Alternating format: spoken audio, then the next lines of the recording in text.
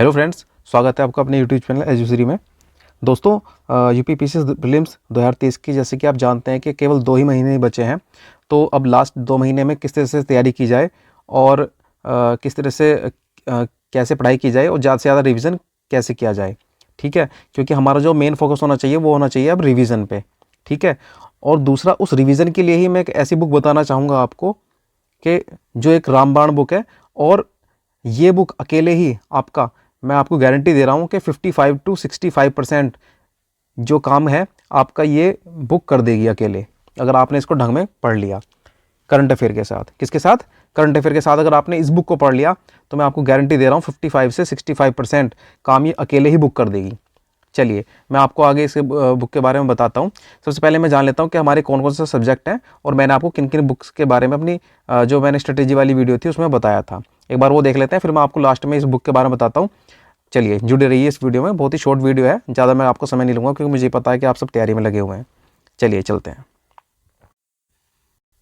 तो दोस्तों, ये हैं हमारे सारे 8 के 8 सब्जेक्ट जो हमारे यूपीपीएससी प्रीलिम्स में आएंगे। History, polity, geography, economics, environment, science, UP special और करंट अफेयर। ये हमारे 8 जो सब्जेक्ट हैं ये आते हैं। हिस्ट्री के लिए मैंने आपको बताया था, प्राचीन इतिहास के लिए आर एस शर्मा की बुक बताई थी, मध्यकालीन भारत के लिए सतीश चंद्रा बताई थी, और मॉडर्न हिस्ट्री के लिए मैंने बताई थी आपको स्पेक्ट्रम, ठीक है। पॉलिटी के लिए मैंने आपको लक्ष्मीकांत बताई थी। ज्योग्राफी के लिए मैंने आपको 11th-12th की एनसीईआरटी बताई थी। 12th की जो एनसीईआरटी की जो 2 बुक होती हैं उनमें मैंने मानव भूगोल नहीं बताई थी, यानी कि टोटल बुक 3 बुक, यानी कि 2 11th की और 1 12th की। इकोनॉमी के लिए मैंने आपको बताया था कि लूसेंट का जो इकोनॉमी वाला पार्ट है वो कर लीजिए, इसमें डेफिनेशन वगैरह दिया हुआ है वो कर लीजिए। और जो एक मैंने आपको बताई थी बुक संजीव वर्मा की बुक बताई थी, या आप उससे कर लीजिए। वैसे मैं कहूँगा कि आप लूसेंट से कर लीजिए, उसमें बड़ा इजी तरीके से दिया है, छोटे डेफिनेशंस आती हैं, उसके बारे में पूछा जाता है और ज़्यादातर करंट अफेयर से पूछा जाता है। एनवायरनमेंट के लिए मैंने आपको परीक्षावाणी बताई थी, अगर आप यूपीपीएससी की तैयारी कर रहे हैं हिंदी माध्यम में, और अगर इंग्लिश के लिए कर रहे हैं तो शंकर आइस आप कर सकते हैं। साइंस के लिए मैंने बताया था आपको, जो लूसेंट में केवल साइंस वाला पोर्शन है, लूसेंट का केवल साइंस वाला पोर्शन, जनरल साइंस वाला। यूपी स्पेशल के लिए मैंने आपको बताई थी घटना चक्र की, या फिर एसएस पब्लिकेशन की 40-45 रुपये की बुक आती है, पतली सी बुक आती है, उससे कर लीजिए। करंट अफेयर के लिए मैंने आपको बताया था, दृष्टि, विजन, या फिर आप जिस भी मैगजीन से आप करना चाहें कर सकते हैं। पिछले 6 महीने की मैगजीन आप पढ़ लीजिए हर महीने की। दूसरा, मैंने आपको बताया था कि पीसीएस का जब एग्ज़ाम होता है उससे 15-20 दिन पहले आपको एक आती है घटना चक्र की दृष्टि, ई दृष्टि आती है, वो आपको पढ़नी, जिसमें आँख सी बनी हुई होती है, वो आपको पढ़नी होती है। उसके अलावा मतलब इसके अलावा नहीं, या अगर आप ई दृष्टि नहीं पढ़ रहे हैं तो एसएस पब्लिकेशन की आती है वार्षिकी के नाम से, वो आप कर सकते हैं।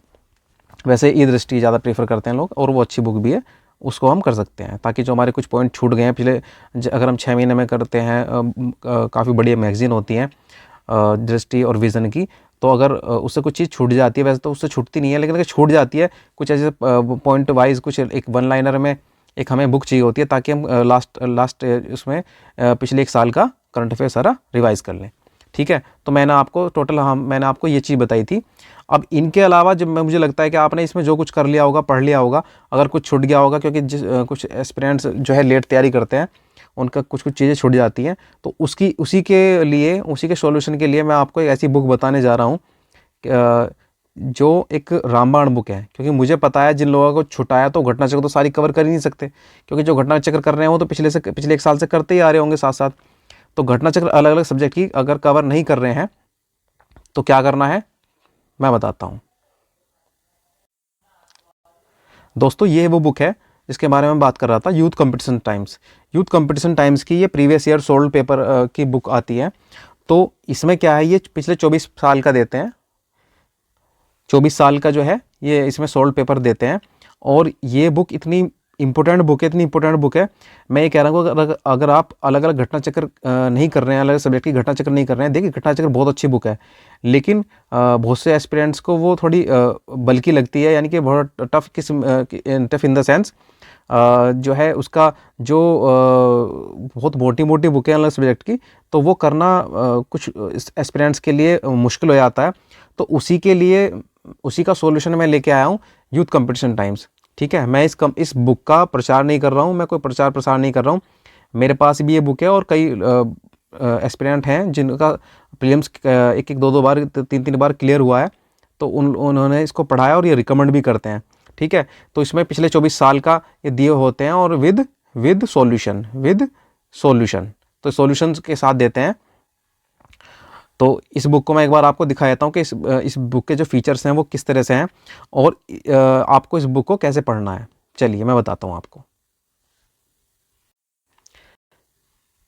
देखिए दोस्तों, ये बुक है, ये उस बुक का कवर पेज है और आप जैसे कि देख पा रहे हैं कि इसमें ये कितने जो है पिछले 24 साल का देते हैं, यानी कि ये मैंने 2018 में ली थी, 1991 से लेके और इसमें 2018 तक का था, यानी कि 24 यानी कि ये 28 साल का था, लगभग 28 साल का इसमें दिया हुआ था। इसमें जो है 2018 का भी पेपर दिया हुआ था, तो ये 28 साल का था, लेकिन ये कभी 24 साल का निकालते हैं, 28 साल का भी निकाल देते हैं। तो ये 28 साल की थी उस टाइम पे, अभी मुझे पता नहीं क्योंकि मेरे पास ये पुरानी बुक है, तो मैं उसी के अकॉर्डिंग आपको बता रहा हूँ। तो मैं इसका फ़ीचर आपको बता रहा हूँ कि बुक में इसमें क्या फ़ीचर है। ठीक है, तो एक बार मैं ये दिखा देता हूँ आपको। तो ये इस बुक का कवर पेज है, अब हो सकता है चेंज हो गया हो क्योंकि अब ये रिवाइज़ होगी बुक, तो ये चेंज हो गई होगी। तो मैं इसको एक बार आपको इसके जो अदर फीचर्स हैं वो इस बुक के दिखा देता हूँ कि बुक इतनी इंपॉर्टेंट क्यों है। देखिए दोस्तों, ये इस बुक की इंडेक्स है, और आप इसमें देख सकते हैं ये इन्होंने दे रखा है, और ये 1991 से लेके और कब तक है, 2018 तक है। और इसमें सीसैट भी दिया हुआ है, इसमें दिया हुआ है सीसैट।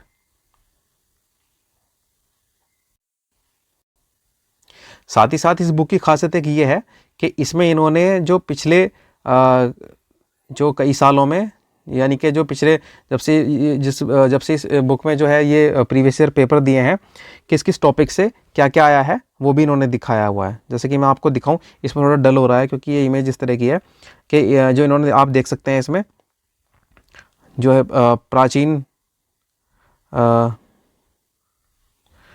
प्राचीन इतिहास में क्या आया हुआ है वो इन्होंने दे रखा है। ठीक है, इसके अलावा इन्होंने जो आधुनिक भारत में क्या आया है, मध्यकालीन इतिहास में क्या आया है, ये दिया हुआ है। भारत का भूगोल के बारे में जो टॉपिक हैं वो दिए हुए हैं, और किस साल में कितने कितने प्रश्न आए हैं वो दिए हैं। ठीक है, ये इन्होंने पूरा चार्ट दिया है, बड़ा ही काम का चार्ट है। तो इससे आपको अंदाजा लगता है कि टॉपिक की इंपॉर्टेंस का, यानी कि कौन सा टॉपिक से कितने क्वेश्चन आ रहे हैं और कितना उसकी इंपॉर्टेंस है उसका आपको पता लगता है। जैसे मान लें किसी टॉपिक से 3-4 ही प्रश्न आए हैं, हो सकता है किसी टॉपिक से एक ही प्रश्न आया हो, तो इससे जो है टॉपिक की इंपॉर्टेंस का पता लग जाता है। जैसे कि देख सकते हैं आप, विश्व का भूगोल के बारे में इन्होंने बताया है, विश्व का भूगोल बताया हुआ है। ठीक है, और ऐसे ही इन्होंने अर्थव्यवस्था के बारे में बताया हुआ है। अर्थव्यवस्था के बाद इसमें इन्होंने जो साइंस के प्रश्न होते हैं उसके बारे में बताया है, साइंस के प्रश्न के बारे में बताया, भौतिक, रसायन और वनस्पति कौन कौन से कितने प्रश्न आए हैं वो बताया, मानव चिकित्सा, कृषि, पशुपालन, और आप देख सकते हैं इसमें, आप इसमें ये भी देख सकते हैं कि इसमें कंप्यूटर विज्ञान, प्रौद्योगिकी, पर्यावरण, पारिस्थितिकी और उत्तर प्रदेश का सामान्य ज्ञान वो बताया। तर्क शक्ति परीक्षण, ये पहले जो उसमें वो आते थे ना सीसैट का, उसमें इंक्लूड होकर आता था, तो तब का ये उसमें इन्होंने वो भी दिखाया है। ठीक है, तो ये बुक इस तरह से बड़ी इंपॉर्टेंट है, इसमें इन्होंने चार्ट दिया है। अभी मैं इसके आपको जो अदर फीचर हैं वो भी दिखा देता हूँ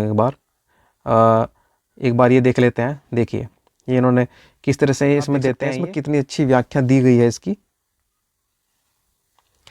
और इसमें सूत्रकाल, महाकाव्य काल, संगम काल, किस जैसे प्राचीन इतिहास में जो ये टॉपिक है, किस टॉपिक से किस तरह प्रश्न आते हैं, और उसके बारे में ये इन्होंने बड़ा अच्छे से जो है इसकी जो सॉल्यूशन है बड़ा अच्छे से दिया गया है, उसकी जो व्याख्या है वो भी बहुत अच्छे से दी गई है। ये देख लीजिए आप, जैसे कि यही प्रश्न है कि भारतीय दर्शन की प्रारंभिक शाखा कौन है, तो इसमें सांख्य है ना। तो इसमें इन्होंने इसके बारे में देखिए कितने डिटेल में दिया गया है, इसकी डिटेलिंग जो है बहुत अच्छी दी गई है इन्होंने। तो ये इसी तरह से मैं आपको यही दिखाना चाह रहा था कि इसकी जो इसमें सॉल्यूशन दिया है उसकी जो व्याख्या दी है बहुत अच्छी दी है। ये देख लीजिए, आप देख लीजिए, आधुनिक इतिहास का भी देख सकते हैं आप। मुगल साम्राज्य का विघटन एवं यूरोपीय वाणिज्य का प्रारंभ। ठीक है, तो ये इसमें इन्होंने का भी देख सकते हैं कि एक ही, अगर आप देखेंगे ना तो एक ही जो प्रश्न है उससे आप देख सकते हैं, जैसे कि इस्तमरारी बंदोबस्त किसने लागू किया, ठीक है, तो किसने किया? लॉर्ड कॉर्नवालिस ने किया। अब इन्होंने इसके बारे में पूरा दे रखा है, जैसे कि देखो, स्थायी बंदोबस्त मूल रूप से जॉन शोर ने 1789 ईस्वी में इस भूपद्धति की रूपरेखा सामने रखी। इसे गवर्नर जनरल लॉर्ड कॉर्नवालिस ने राजस्व बोर्ड के प्रधान सर जॉन शोर तथा अभिलेख पाल जेम्स ग्रांट से व्यापक विचार विमर्श के बाद लागू किया। स्थायी बंदोबस्त को जमींदारी, बीसवेदारी, मालगुजारी, जागीरदारी तथा इस्तमरारी आदि नामों से भी जाना जाता है। आरंभ में यह 10 वर्षीय व्यवस्था के रूप में 1790 में ईस्वी में लागू की गई थी, जो 22 मार्च 1793 ईस्वी को स्थायी बंदोबस्त के रूप में स्थापित कर दी गई। मई 1793 में कॉर्नवालिस कोड का प्रथम नियम बना। तो आप देख सकते हैं कि ये हर एक लाइन से एक एमसीक्यू बन रहा है, यानी कि आपके एक ही प्रश्न से कम 10-20 प्रश्न, 10 से 12 प्रश्न आपके क्लियर हो रहे हैं। और एक जो छोटा टॉपिक है, मान लिया आपको ये क्वेश्चन नंबर 28 देखेंगे तो इसमें जैसे कि इन्होंने दिया है, हिंदुस्तान सोशलिस्ट रिपब्लिकन एसोसिएशन की स्थापना की तो किसने की? चंद्रशेखर आज़ाद ने की। ठीक है, तो अब इसकी जो इन्होंने व्याख्या दी है, आप उसकी व्याख्या में देखेंगे कि हर लाइन से मतलब एक एक एमसीक्यू बन रहा है। तो यानी कि आप जब इसको पढ़ेंगे ना, तो आप पाएंगे कि आप प्रश्न तो एक पढ़ रहे हैं, लेकिन आपके कई सारे प्रश्न, यानी कि उस एक ही प्रश्न के चक्कर में आपके 5 से 6 प्रश्न तैयार हो जाते हैं उस एक ही प्रश्न से। ठीक है, तो अब इसको तरीका क्या है, इसका तरीका क्या है पढ़ने का, रिवीजन करने का? इसके थ्रू रिवीजन कैसे करें? जैसे कि मान लिया आपने कोई टॉपिक पढ़ा, ठीक है, आपने कोई टॉपिक पढ़ा और आपको लगा कि इस टॉपिक में आप थोड़े कमज़ोर हैं, आपने ये सोल्व किया और आपको लगा कि इस टॉपिक में आप कमज़ोर हैं, तो आप उस टॉपिक को एक पेपर पे लिख लीजिए, है ना, उस पेपर पे नोट डाउन कर लीजिए। और नोट डाउन करने के बाद आप देखिए, आप उसकी व्याख्या पढ़े, उस पर्टिकुलर प्रश्न के, उस पर्टिकुलर टॉपिक की व्याख्या पढ़े कि उसमें क्या दे रखा है। ठीक है, जब आप ऐसे करेंगे ना, तो आपका जो टॉपिक है बिल्कुल क्लियर हो जाएगा। यानी कि आप जो टॉपिक आपको नहीं आ पा रहे हैं, जिसके क्वेश्चन आपके गलत हो रहे हैं, उनको एक पेपर पर नोट डाउन कर लीजिए और फिर बाद में उनको पढ़ें। ठीक है, उन प्रश्न की व्याख्या आप उसकी बाद में पढ़ें तरीके से, तो आपका जो है वो टॉपिक बिल्कुल क्लियर हो जाएगा। तो रिवीजन करने का तरीका यही होता है कि जो टॉपिक नहीं आ रहा है उसको नोट डाउन कर लें और उसको बाद में उसकी डिटेल पढ़ें। ठीक है, तो ये है। और जो आ रहे हैं प्रश्न पहले उनको सोल्व करें, और उसके बाद जो नहीं आ रहे हैं उनको एक पेपर पर नोट डाउन कर लें, ताकि आप बाद में उसको पढ़ सकें। तो दोस्तों, ये थी हमारी आज की वीडियो, जिसमें मैंने आपको इस इम्पोर्टेंट बुक के बारे में बताया। और मैं आपको गारंटी दे रहा हूँ कि अगर आपने करंट अफेयर के साथ इस बुक को अच्छे से कर लिया, तो आपका प्रीलिम्स क्लियर होने से कोई नहीं रोक सकता, है ना। तो आपको ये बुक जो है अच्छे से कर लेनी है। इसके अलावा अगर आपका कोई सजेशन या कोई प्रश्न हो, तो आप हमें कमेंट में पूछ सकते हैं। और अगर आप हमारे चैनल पर नए हैं, तो प्लीज़ चैनल को सब्सक्राइब कर लें, ताकि आपको ऐसी जानकारी बीच बीच में आपको ऐसी मिलती रहे।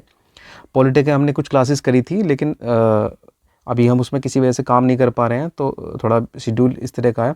तो हम जल्दी उसमें और भी क्लासेस लाएंगे और सब्जेक्ट भी स्टार्ट करेंगे।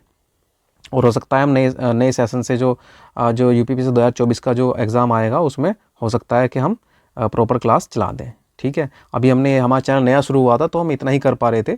उसके लिए हम आपसे क्षमा चाहते हैं। बाकी हम नेक्स्ट सेशन से हम आपको इसको प्रॉपर जो है क्लासेस आपको प्रोवाइड करेंगे फ्री में।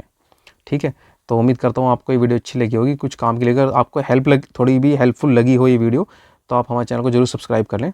इसी के साथ चलते हैं। Thank you. जय हिंद।